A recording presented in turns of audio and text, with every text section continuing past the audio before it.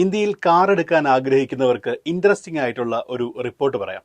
2024 May മാസത്തിലെ കണക്കുകൾ പ്രകാരം ഏറ്റവും കൂടുതൽ വിറ്റഴിക്കപ്പെട്ട കാറുകളുടെ ലിസ്റ്റ് വന്നിരിക്കുകയാണ്.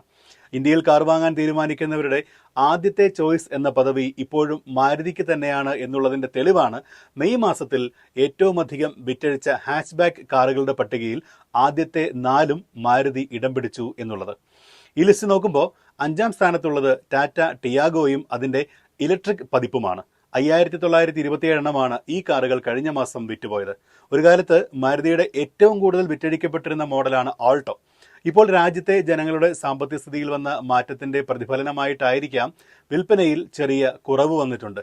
എന്നിരുന്നാലും 7675 യൂണിറ്റുകളാണ് മെയ് മാസത്തിൽ വിറ്റഴിച്ചത്. ലിസ്റ്റിൽ 4ാം സ്ഥാനത്താണ് ആൾട്ടോ ഉള്ളത്. 3ാം സ്ഥാനത്ത് മാരുതി സുസുക്കി ബലേനോയാണ്. മെയ് മാസത്തിൽ വിറ്റഴിക്കാൻ മാരുതിക്ക് സാധിച്ചത് 12842 വേരിയന്റുകളാണ്. ഇന്ത്യയിൽ മെയ് മാസത്തിൽ ഏറ്റവും കൂടുതൽ വിറ്റഴിച്ച രണ്ടാമത്തെ ഹാച്ച്ബാക്ക് കാർ ഏതാണെന്ന് നോക്കുമ്പോൾ മാരുതി സുസുക്കി വാഗണറാണ്. ആകെ വിറ്റത് 14492 യൂണിറ്റുകൾ. കഴിഞ്ഞ മാസം ഏറ്റവും കൂടുതൽ വിറ്റ ഹാച്ച്ബാക്ക് കാറുകളിൽ 1ാം സ്ഥാനത്ത് നിൽക്കുന്നത് മാരുതി സുസുക്കി സ്വിഫ്റ്റ് ആണ്. ആകെ 19393 യൂണിറ്റുകളാണ് വിറ്റഴിച്ചത്.